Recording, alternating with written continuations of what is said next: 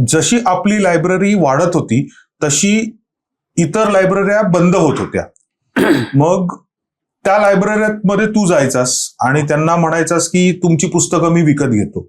तर ती काय स्टोरी होती सगळी? आता बाहेर जे माहोल जे होतं ते ऍक्च्युअल बघायला गेलं तर वाचन संस्कृतीमध्ये फरक नव्हता. वाचन चालूच होतं, पण जे चालवायचे ना, जे लायब्ररी वाचनालय जे चालवायचे ना, त्यांचा प्रॉब्लेम होता. प्रॉब्लेम म्हणजे कसं की सकाळी 9ला ओपन उघडायचे, 12ला बंद आणि संध्याकाळी 5ला उघडायचे, 8ला बंद. म्हणजे फक्त 3 ते 3 आणि 3 6 तास. आता ह्या 6 तासामध्ये ठीक आहे, आधी लोक यायचे का, मग त्यांना वाचन करायचं होतं, यायचे. त्याच्यानंतर ते जे ह्याच्यामुळे लोक हळूहळू कमी झाले. का माहिती का, त्यांना टाइम फ्रीडम मिळत नव्हतं. आणि रविवारी बंद. रविवारी बंद. बरेचसे लायब्ररी जे आहेत ते रविवारी बंद असायचे. आणि त्याच्यानंतर सणासुदीला सुद्धा बंद.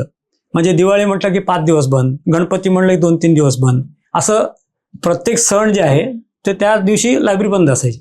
आता जो आपल्या डोंबिवलीमध्ये जास्त करून जे वर्ग आहे तो कार्मिक म्हणजे कामाला जाणारे वर्ग, तर त्यांना कसं वेळ मिळणार की या वेळेला येऊन पुस्तक बदलायचं, नाही होते. आणि त्याच्यानंतर यांचे कायदे कानून भरपूर आहेत.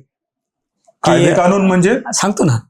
तर समजा एखादं पुस्तक लेट आणलं त्याला फाईन, 8 दिवसाच्या नंतर आणलं त्याला फाईन, त्याच्यानंतर थोडंसं कुठेतरी फाटलं, पुस्तक फाटलं गेलं तर त्याला मग ते त्या पुस्तकाचे पैसे भरायचे. त्याच्यानंतर एक्स्ट्रा पुस्तकं जे आहेत, समजा एकाचे तू एक ह्याचं सभासद घेतलंस एक पुस्तकाचं, जर दुसरं घ्यायचं असेल तर त्याला डिपॉझिट भरा एक्स्ट्रा, आणि त्याला एक्स्ट्रा चार्जेस भरा, 1 रुपये का 2 रुपये काहीतरी असायचे. आणि बरेचसे लायब्ररीमध्ये असे होते की ते बोलायचे नाहीत, तिथे पाठी लावलेले असायचे. मी स्वतः बघितले हे. तिथे पाठी लागलेली असायची की इथे जास्त वेळ उभा राहू नये, इथे हे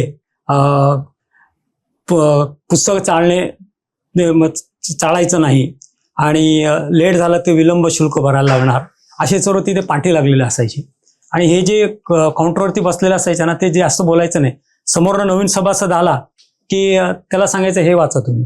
म्हणजे असं लिटरली म्हणजे सदाशिव पेठेत जे सगळं व्हायचं ते त्या लायब्ररीमध्ये व्हायचं परफेक्टली. आणि तिथे जे बसलेले असायचे ते पण तेवढं तसेच होते. आता कसं असतं की जेव्हा आपण कुठलीही आपली ही सर्व्हिस आहे, लायब्ररी एक सर्व्हिस आहे. बरोबर. सर्व्हिस देताना आपल्याला काय करायला लागतं की थोडंसं चांगलं बोलून हसून त्यांच्याशी त्यांना काय पाहिजे त्या ह्याच्याप्रमाणे आपण त्यांना पुस्तक वगैरे द्यायला पाहिजे. तेव्हा हळूहळू ते वाढतात.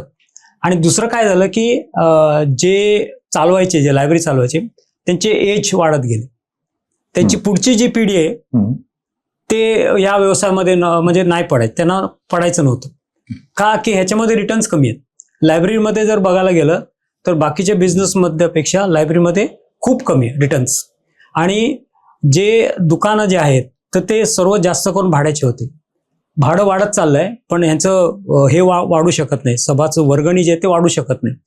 त्यामुळे तो जो इन्कमचा जो गॅप आहे ना तो कमी कमी होत गेला. त्यामुळे एक लायब्ररी बंद होती. आणि ती नियमावली वगैरे सर्व. आणि ते काय झालं, ते जे नियम जे आहेत ना ते फ्रेंड्स लायब्ररीने काढून टाकले. का?